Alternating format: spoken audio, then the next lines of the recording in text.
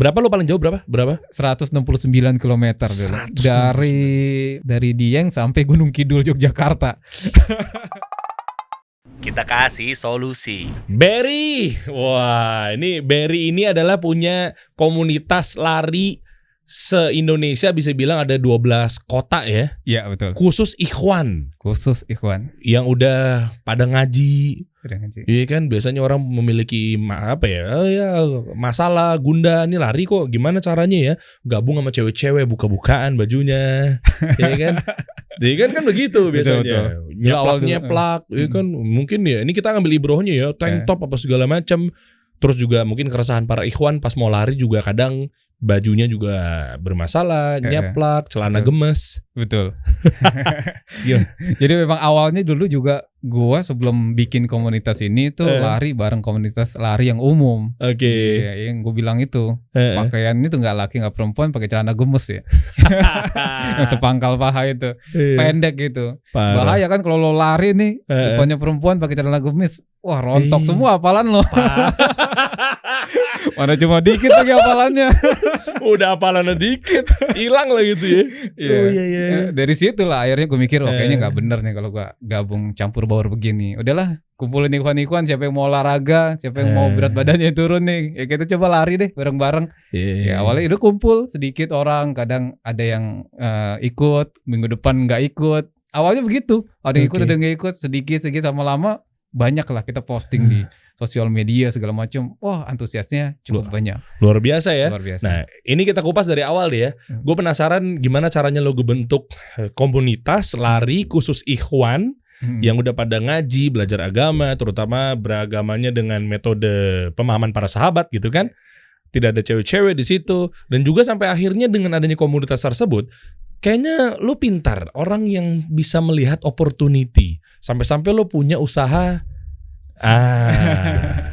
Muslim sportwear, iya kan? Iya. Itu 11.000 loh ya followersnya apa segala macam ya. Itu 11.000 itu cuma 3 hari langsung. 3 hari? Iya. Oh, lo pakai ads dari awal pasti? Enggak. Justru saat itu gue bikin satu namanya event virtual karena memang kan sekarang lagi pandemi itu. Gue bikin event, hadiahnya ya jam, sport watch. Oke, segala tahan macam. dulu. Ini penasaran nih. Kita akan bongkar ya. Doi punya bisnis, Doi pengusaha muslim nih teman-teman. Kita contek, kita gali nih ilmunya nih. Bagaimana caranya bisa membangun muslim sportwear khusus buat lari, baju-baju ya. Kayaknya gue rasa jujur ya, ini gue jujur bukan karena gue depan lo nih. Gue baru ngeliat satu doang ikhwan yang memang jualannya khusus sportwear lo. Betul. Iya gak sih? Iya, betul. Iya kan? Iya. Kalau muslim kemeja atau baju muslim, ya muslim wear oke lah banyak. Ya kan, kayak gue nih Fathera apa segala macam gitu kan. Betul. Tapi kalau untuk yang khusus sport, kayaknya gue baru nemuin lo doang deh. Ada cewek, Nusaiba. Iya, gue pernah tahu juga tuh. Nusaiba, dia pernah itu endorse juga tuh ke gue tuh. Itu ya pokoknya bisa dibilang ya untuk activewear kalau dia. Betul. Lo nih yang lakinya nih, nanti kita bahas ya. Terus gimana caranya dapetin 11.000 followers hanya dalam waktu 3 hari? Iya. Lo ngebajak akun nih? Enggak. Nanti kita kupas ya. Oke, siap. Awalnya gimana sih tiba-tiba? Awalnya itu lo hobi lari katanya ratusan kilometer lo lari. Iya, bener, kebangetan larinya. Ratusan kilometer. Jadi awalnya tuh nggak populer olahraga di antara ikhwan itu lari ya. Gue coba waktu itu. Awalnya gue panahan karena memang cedera. Akhirnya nggak bisa pakai tangan tuh. Tangannya harus istirahat. Gue mikir olahraga apa yang bisa gue jalanin ya saat cedera tangan gue. Ya coba deh lari deh, kayaknya lari tuh nggak ribet tuh, lo nggak harus ngumpulin temen-temen lo nggak harus nyewa lapangan, nggak harus punya peralatan khusus, lari mah lari aja. Ketika gue lari, ternyata wah enak nih, nyaman juga nih lari nih, bisa setiap hari lo lakukan aktivitas itu. Dan setelah gue lari, kayaknya nggak seru juga kalau cuma sendiri kan. Awalnya masuk komunitas umum yang gue bilang itu, campur baur, gue ngerasa kayaknya ini ada sesuatu yang salah nih, ya kan, ngeri hafalan hilang nih, gara-gara ngelihat celana gemes itu. Depan cowok celana gemes, belum lagi cewek yang pakai baju gemes, ya kan, campur kan. Tapi sebelumnya memang lu atlet misalnya, atau memang apa sih lu tuh awalnya apa sih? Hanya hobi aja. Oke. Nah dari situlah gue pikir kayaknya gue harus bikin komunitas sendiri aja nih biar aman nih. Ya udah gue ajak ikhwan-ikhwan aja. Jadi khusus laki-laki. teman-teman deket dulu awalnya. Teman-teman deket, kemudian gue share di sosial media, terusnya gue kasih pengetahuan tentang lari. Iya, jadi gue cerita nih gue lari di sini, terusnya cara lari yang bener tuh gimana, teknik nafas, teknik nafas itu segitunya. Iyalah. Gue bisa nggak kurus hanya dalam waktu 1 hari tanpa lari dan hanya diam? Ya, kalau lari 1 hari. Gue tuh kadang gue udah gede banget sekarang badan gue. Biar lari, dan katanya lari yang paling gampang nurunin berat badan ya. Paling gampang. Gerak semua soalnya ya. Iya, yang pertama itu, yang kedua ketika lo lari bahan bakar utama yang lo pakai untuk energi lo itu adalah lemak. Jadi kalau lo lari santai, jogging itu energi kita ngambilnya dari lemak. Tapi kalau misalnya olahraga yang ada speed kayak futsal, basket, itu ngambil energinya itu dari glikogen di otot. Itu bedanya. Kalau lo lari ngambil energi dari lemak nih, lari santai, lemak lo hilang. Gitu. Paling cepet banget. Dulu gue gemuk sampai akhirnya. Masa iya? Iya, gue gemuk. Segua, enggak lebih lagi. Enggak sih, enggak sampai segitunya. Makasih loh. Saya gede banget dong berarti. Makasih. Dulu kurus banget ya. Dulu gue kurus banget. Zaman-zamannya gue ngeband dulu ya. Iya, waktu di Viera. Waktu itu sekarang makanya gue lagi nurunin berat badan, tapi kalau bisa jangan effort lah, turun itu badan. Sebenarnya gini, lari itu gampang. Mindset orang aja yang mikir kalau lari itu kayak yang ngebut gitu, enggak. Justru awal kalau lo mau lari itu, gue selalu saranin nih sama coach gue yang gue ikut pelatihan juga dan ngambil sertifikasi coach kan. Kalau mulai lari itu nggak harus langsung lari, justru dari jalan dulu. Jalan 1 menit, lari 1 menit. Larinya lari santai ya. Jalan 1 menit, lari 1 menit. Itu nggak effort. Coba satu persatu deh, dari mulai nafasnya, dari mulai 1 menit, apalah tadi lah. Gimana? Awalnya? Jadi basic nih, buat teman-teman yang mau coba lari ya. Yang pertama, lo nggak usah pikirin jarak. Ini kesalahan nih, mindset orang tuh, wah gue pengen larinya jauh. Salah. Lo gak usah pikirin jarak. Yang kedua, lo gak usah pikirin kecepatan. Jadi yang lo pikirin adalah 1 hari gue lari 15 menit atau 30 menit. Itu aja. Cara larinya, ya hari pertama nih gue saranin ya lo jalan aja dulu keliling komplek 15 menit. Jalan bener-bener jalan? Jalan aja. Tujuannya itu adalah ngasih respon ke otot-otot kita untuk beradaptasi. Jadi otot kita itu butuh beradaptasi. Jadi jangan lo masuk cabang olahraga baru dan lo langsung pengen jago, nggak bisa. Apa? Berapa lama? Biasanya 1 bulan lo jalan, besoknya jalan campur lari. Yang gue bilang lo jalan 1 menit, larinya 1 menit, santai ya larinya ya. Jalan 1 menit, lari 1 menit. Itu nggak akan terasa capek. Percaya sama gue. Ini tips agar lo bisa lari sampai 200 kilometer gitu. Iya. Dari sini latihannya. Jadi nggak mungkin tiba-tiba lo langsung. Berapa lo paling jauh berapa? 169 kilometer dulu. Dari Dieng sampai Gunung Kidul Yogyakarta. Bro, itu kan dari Jakarta nyampe Bandung aja 200 kilo kan? Iya betul. Berarti sebelum nyampe Bandung ya, apa sih, Cikampek? Enggak juga, lebih malah ya? Lebih. Purwakarta, Subang ya kali ya. Nggak, gini, gue ngeliat dari lo, 1 kurang kerjaan. Kan ada mobil, Ber. Orang-orang bilang gue pelari akap, antar kota, antar provinsi. Sama kayak orang mindset naik gunung ya. Kenapa sih nggak naik helikopter aja ke atas udah nyampe, tancap bendera turun lagi? Kenapa sensasinya Der, percaya ketika lo nyoba. Awalnya gue cuma bisa 5 kilo, 10 kilo, 21 kilo, 42 kilo. Sampai akhirnya gue mikir gue kebutuh tantangan baru nih. 42 kilo itu mainstream. Gue coba 50 kilo. Pertama kali gue lari itu dari Tugu Monas Jakarta sampai Bogor tuh Kujang. Itu pertama kali gue coba lari ultramaraton. Abis itu gue ikut ngelup Kebun Raya Bogor. Gitu. Berapa? 50 kilometer. 50 lap, 50 kilometer tuh berarti 10 lap waktu itu. Oh gitu. Iya. Dari situ mulailah gue masuk ke Nusantaran itu. Jadi ada event Nusantaran yang bikin event untuk fundraiser, kumpulin donasi buat anak-anak disabilitas, pendidikan anak-anak disabilitas. Di situ 169 km. Masya Allah itu. Berarti 169 km itu apa yang lo rasain? Kunang-kunang, ya dong.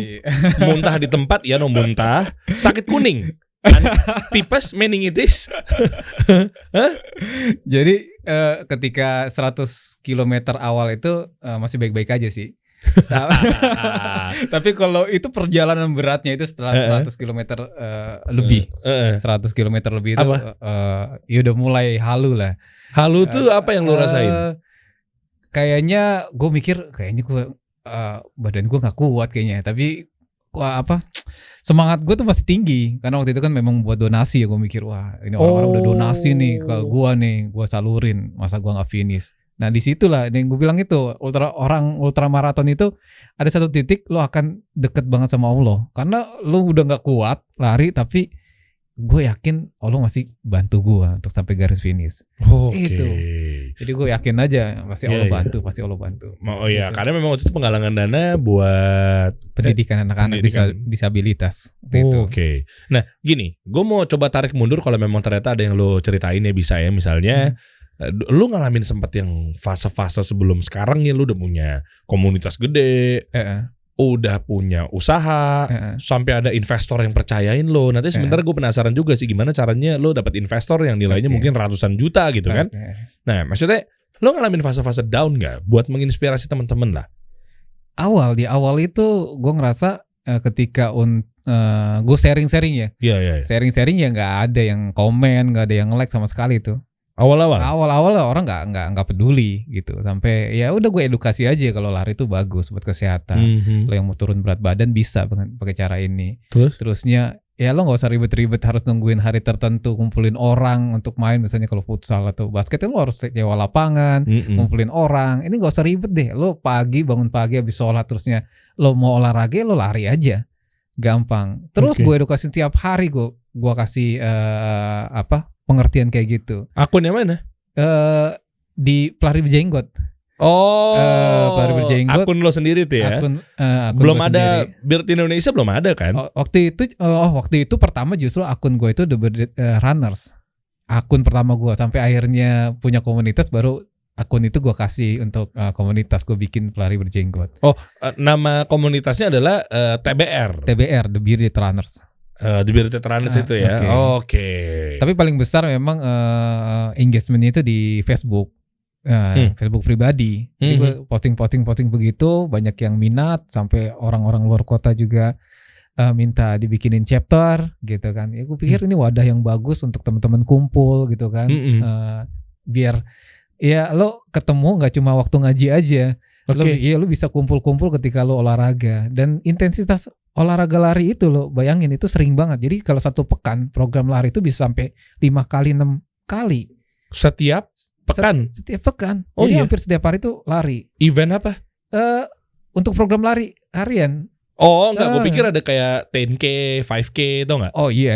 Ya kalau itu apalagi, kalau itu harus prepare. Misalnya gue nih mau ultramaraton, itu persiapannya itu sampai 6 bulan. Minimal itu 4 bulan lo harus siap. Jadi persiapan program ya. Dari lo kalau tahu gue latihannya itu ultramaraton kan pasti lari pagi siang sore. Gue latihan juga kayak gitu. Gue pagi lari, siang lari, sore lari. Padahal kerja gue. Wah. Karena untuk menyesuaikan saat nanti hari pertandingan, hari race ya, hari event gitu. Karena lo bakal ketemu malam. Gue latihannya pernah nih naik jembatan Sumarekon di Bekasi itu jam 12 malam sampai jam 4 pagi. Bentar. Sebenarnya waktu yang tepat buat lo latihan, buat lari itu kan ada yang bilang katanya pakai jaket tebal, panas, parasit di jam 12 siang itu works nggak sih? Salah banget. Salah ya? Salah banget. Nah ini teman-teman catat ya. Salah ya? Jadi nggak tepat istilahnya. Loh, gimana cara nurunin berat badan dengan lari yang katanya sampai ngucur buang kalori dan lain-lainnya gimana? Nah gue kasih tahu dulu kesalahan kenapa gue bilang tadi nggak tepat orang pakai jaket siang-siang ya. Jadi yang ketika kita pakai jaket siang-siang terusnya keluar keringet, lo mungkin timbang itu berat badan lo turun, tapi yang keluar yang hilang itu adalah berat air dalam tubuh lo, bukan berat lemak. Salah dong selama gitu. ini. Jadi kalau lo ntar bahayanya adalah apa? Keringat dia berlebih, terusnya lo dehidrasi. Minum lagi naik lagi berat badannya. Iyalah karena air yang keluar terusnya lo haus lo minum ya balik lagi. Oke, satu persatu nih ya. Berarti artinya itu stigma yang memang lo capek-capek lari jam 12 siang itu sama sekali salah total tuh ya. Salah, untuk orang buang kalori ya. kurang tepat lah istilahnya ya. Kalau kalori tetap berkurang, cuma masalahnya kurang tepatnya gue bilang itu dia tujuannya menurunin berat badan, ternyata yang keluar itu yang turun adalah berat air dalam tubuhnya. Itu yang pertama. Yang kedua, badan lo akan terjadi dehidrasi. Jadi keringat itu sebenarnya keluar itu fungsinya buat dinginin badan lo. Tapi lo pakai jaket, lo sekep, itu bukannya dinginin malah tambah panas badan lo. Harusnya pakai baju dry fit kayak gini. Dry fit. Oh gitu. Jadi kalau kita pakai dry fit itu lo lari keringetan, nggak lama kena angin aja nih, langsung kering dan nggak bau. Gitu. Kalau lo pakai baju cotton, pakai baju kaos biasa, keringetannya nggak hilang-hilang, nempel terus di baju. Enterwin tuh. Enterwin masuk angin. Iya kan? Iya betul. Oke, nah berarti yang jam 12 malam itu adalah justru yang paling works. Enggak, bukan gitu. Karena ada event tertentu, maka gue harus mengikuti jamnya event itu. Oh, jadi eventnya memang jam 12 malam lari. Karena kan lo lari start dari pagi, ketemu malam, ketemu pagi lagi, ketemu malam lagi. Kalau ultramaraton 169 kilo itu 40 jaman, Der. Lo bayangin, dan gue gak sempat tidur waktu itu. Wah, bentar ya. Anda banyak waktu luang ya. Wahai pelari, terserah deh lu mau nyerang gue kayak gimana deh. Tapi maksud gue lu the best sih, memang lu the best.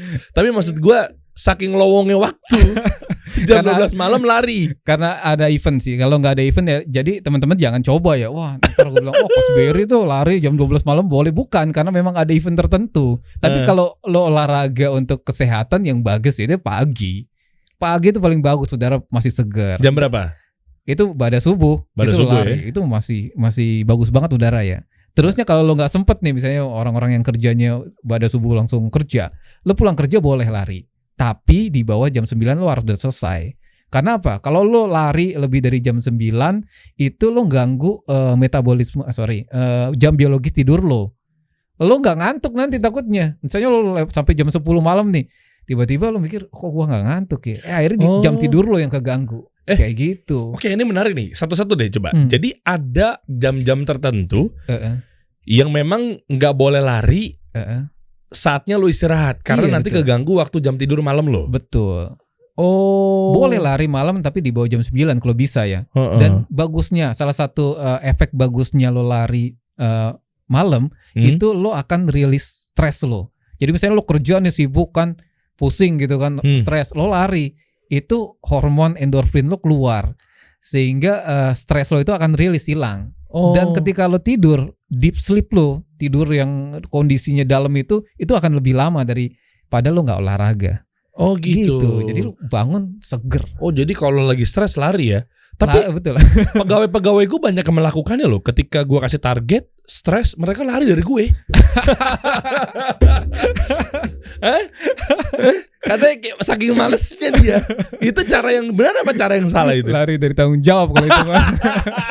Iya, hey Anda staff kasih solusi. Enggak, baik-baik mereka. Baik-baik. Mereka kalau dikasih tugas, alhamdulillah tuh dijalanin. Betul. Hari libur masuk sekarang. Tuh, lihat. Hari libur ini. Anda berharap lembur. Wih, jangan salah. Masuk loh ya, kita syuting ya. Masya Allah. Oke gini. Terus akhirnya kepikiran buat lu ngegedein komunitas. Iya kan? Apakah sudah ada di benak bahwa ini komunitas nih kayaknya nih bisa dicuanin nantinya ketika gue punya usaha sportwear nih? Atau seperti apa nih? Awalnya sih nggak kepikiran. Jadi awalnya itu akhirnya bikin brand pakaian olahraga muslim itu dari hobi gue yang suka lari jauh. Nah itu kan ini Der, kalau lo lari jauh itu akan berbenturan akan ketemu sama waktu sholat. Anggap lo lari ultramaraton 40 jam, ya kan 2 harian tuh ya. Wah.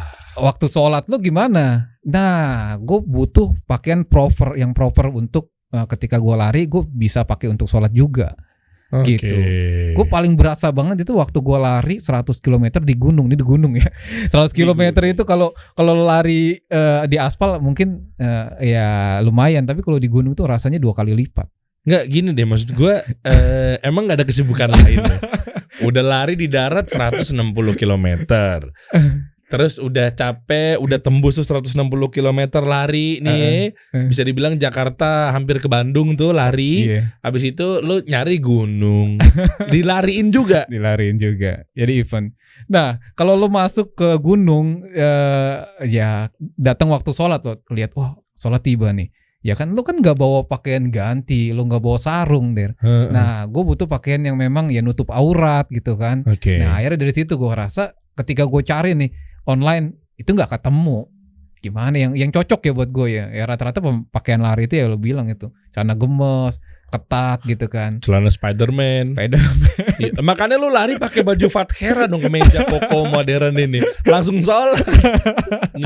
Ini penempatan yang salah tuh. Tapi keren Fathera itu. Keren luar biasa. Fathera tempat tuh nih, ini logonya kan di sini. Gue punya juga. Lo punya? Punya. Kayaknya memang ikhwan kayaknya pada memilih Fathera nih. Asik. Brand itu keren banget. Sesuai dengan logonya. Berarti memang Fathera ada di sini. Yes. Panjangin kontrak. Akhirnya lo kepikir tuh. Akhirnya gue pikir ya udahlah, gue butuh nih celana yang proper buat olahraga gue. Gue bikin dulu. Tuh bikin, gue pakai nyaman. Akhirnya gue coba tawarin ke teman-teman gitu. Ternyata teman-teman memang butuh. Ternyata memang ada kebutuhan di situ. Ya kan? Wah, ternyata memang ada pasarnya juga dan ya akhirnya gue bikin tuh. Gue jualin ke teman-teman komunitas, laku dan habis gitu. Gue bikin lagi 2 kali lipat, gue lempar keluar. Ternyata di luar juga butuh. Gitu. Luar apa nih? Maksudnya di luar komunitas. Itu juga butuh. Jadi kan ada komunitas sepeda juga teman-teman kita segala macam. Gue lempar ke sana anak-anak basket, anak-anak gunung. Itu mereka juga senang. Ya udah, akhirnya gue ya jadi bisnis gue ini dan gue ya harus support juga komunitas gue yang udah ngebangun brand ini. Awalnya memang dari komunitas kan. Benar. Jadi gue harus support mereka juga. Iya, lo pintar sih. Maksudnya ada orang yang gue selalu bilang berkali-kali pernah juga ya. Ada yang beli celana dan baju dry fit untuk lari, sportwear lah, misalnya di Tamrin City. Lo dateng, nih ada 2 pola nih. Nah, gue setuju sama pola lo yang sekarang. Jadi ada 2 A sama B. Yang A nih adalah ngambil baju lari, apa sportwear apa segala macam, datangin komunitas, kenalan dong. Ya udah nih, gue punya ini loh. Bukalapak di situ. Belum tentu closing di situ kan? Karena lu siapa? Lu ngertinya dari mana nih tiba-tiba bawa pakaian gini? Paling colek-colekan sama senggol-senggolan kaki, ya kan di antara komunitas siapa nih dia nih. Tapi lu pakai lakukan yang cara yang kedua, bangun dulu komunitasnya, baru lu ajak ke toko lo, nih beli nih. Iya kan? Karena itu yang paling, ya bukan paling ya, maksudnya insya Allah yang mayoritas lebih works ketimbang lo pola yang hard sell yang nggak tahu gimana. Sama ini personal branding kan itu. Awalnya itu mungkin orang udah terimage kalau wah lari itu Coach Berry nih. Jadi orang tuh udah kenal karena dulu sekitar 2 tahun gue branding itu. Itu memang. Nah, orang udah kenal ketika lo ngeluarin satu produk yang lo paham di situ, orang udah nggak usah khawatir. Oh, Coach Berry yang larinya jauh ya. Gue percayalah kalau dia ngeluarin produk pasti kepake. Itu kekuatan personal branding tuh begitu ya kan. Lari Coach Berry sama lari ya ini udah pasti berkesinambungan. Ketika lo jualan sekarang nih ada Beard Indonesia kan? Ya berarti nama brandnya adalah Beard ya. Iya, Beard. Iya kan tuh baju, topi. Kemarin gue dikasih juga nih topinya Jeep tuh ya. Terus sampai celana-celana gitu kan semuanya. Nah itu semua rata-rata di komunitas tuh lo gimana ngomong? Maksudnya ini buat tips buat teman-teman deh yang udah bangun komunitas tapi bingung cara monetize. Iya kan udah ngegedein komunitas tapi kok gue pengen jualan di sini kok kayaknya mulai dari mana ya? Canggung ya. Takutnya kok taunya gue cuma dia eksploitasi doang misalnya. Masuknya gimana tuh, Bro? Iya, karena memang awal ya gue bangun founder di situ, terusnya teman-teman juga support kegiatan event gue, terus akhirnya gue bisa lari jauh ultramaraton. Ya awal dari keresahan gue, ternyata keresahan gue tuh sama dengan keresahan teman-teman. Itu yang gue bilang itu ternyata ada masalah nih yang brand-brand itu belum bisa memecahkan, belum masuk gitu. Mantap. Ketika gue ngeliat, wah ini gue butuh celana yang enak nih, ya kan buat muslim ya kan, untuk olahraga. Ketika teman-teman sama nyari di Google segala macam gak ketemu. Perempuan banyak. Pakaian olahraga muslim itu pasti pakaian perempuan yang keluar. Oh laki-laki belum ada nih. Positioning itu yang belum ditempatin. Keren. Nah, langsung lah gue bikin di situ Beard Indonesia untuk dapetin positioning sebagai pakaian olahraga Muslim gitu. Nah, gue tawarin ke teman-teman karena memang dia punya hobi yang sama, lari kan. Ya pakai segala macam ternyata nyaman. Ya, gue senengnya itu brand gue itu kalau orang beli mereka pada posting. Banyak banget itu sampai gua kumpulin di Google Drive itu.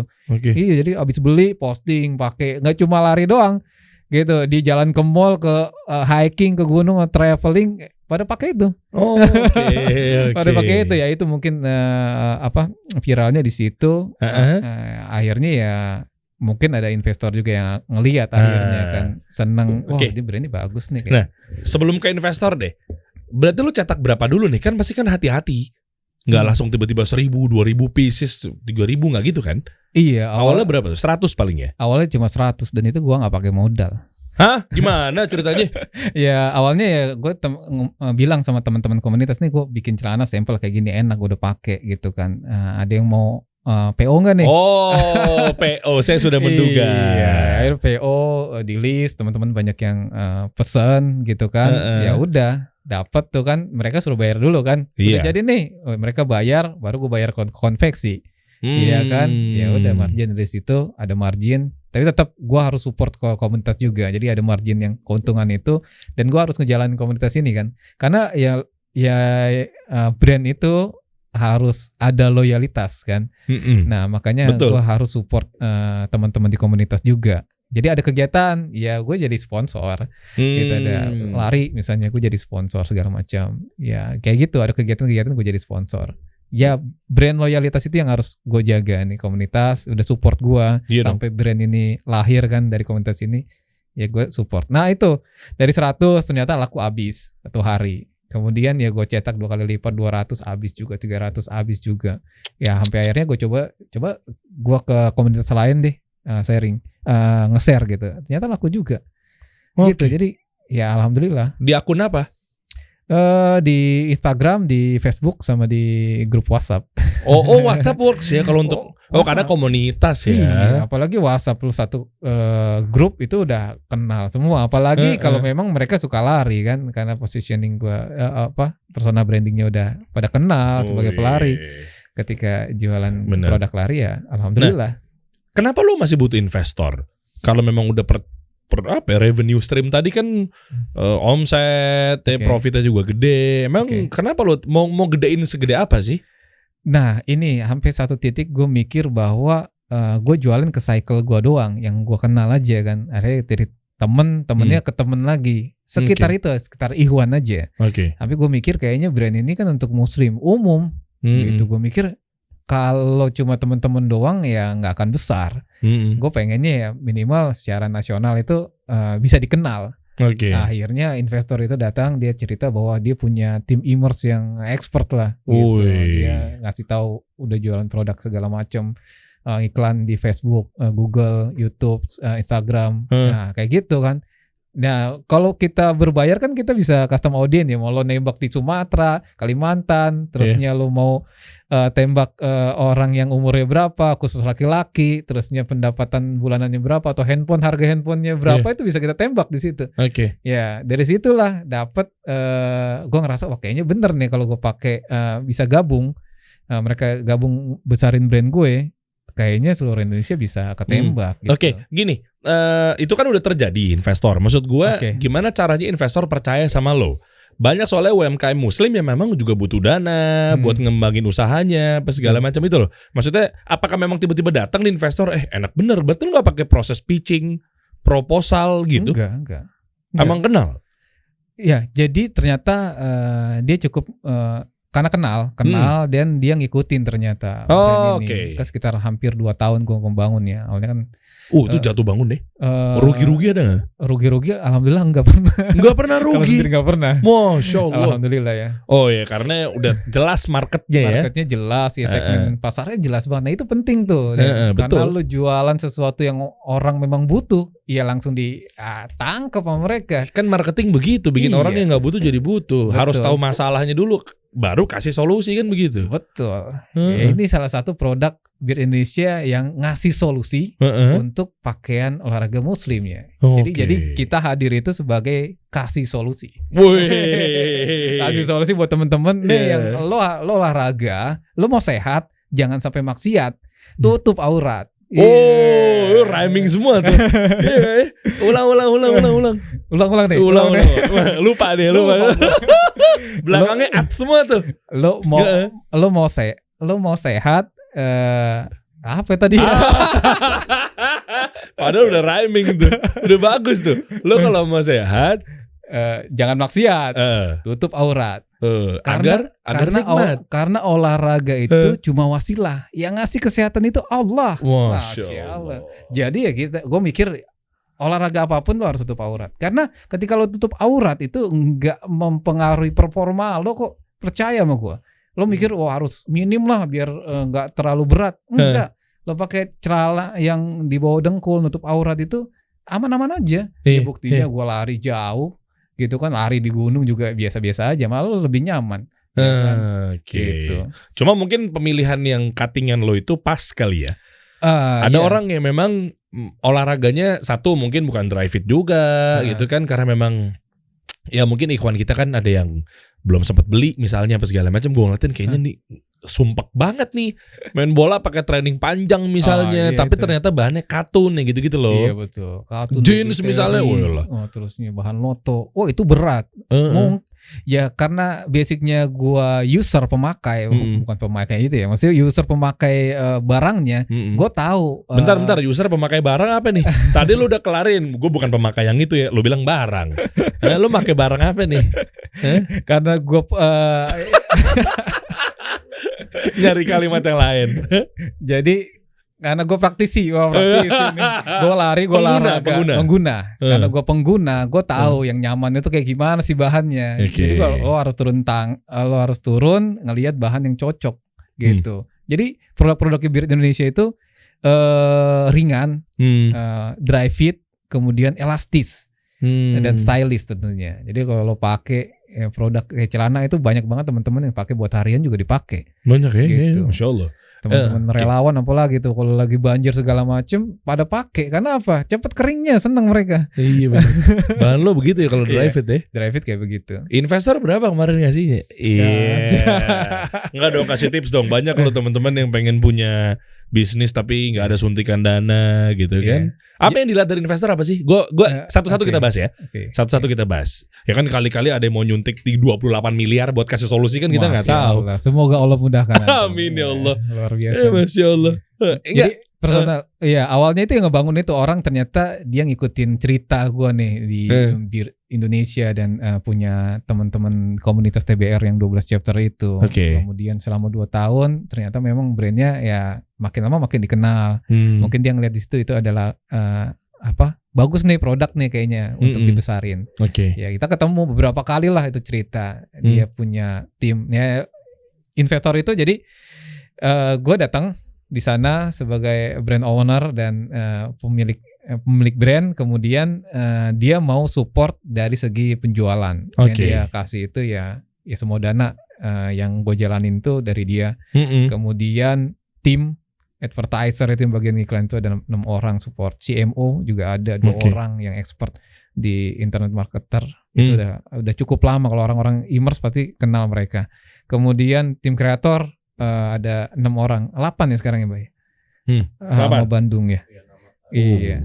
Dikasih tempat, fasilitas, kemudian sistem, sama sekarang udah bangun studio nih.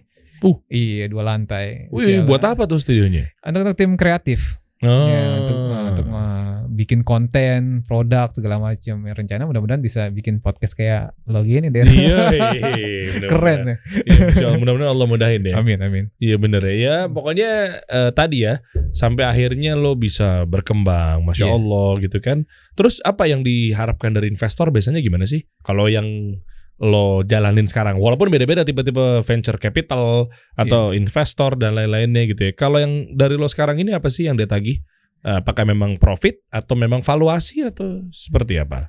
Iya, yang pertama ya mungkin pasti profit ya. Tapi Iya. memang mereka sadar banget ini adalah awal. Jadi yang tadinya awalnya gue cuma sendiri sama istri ya, dibantu sama teman-teman komunitas, sampai akhirnya dia ngerasa ini brand ini akan bisa besar nih, gitu.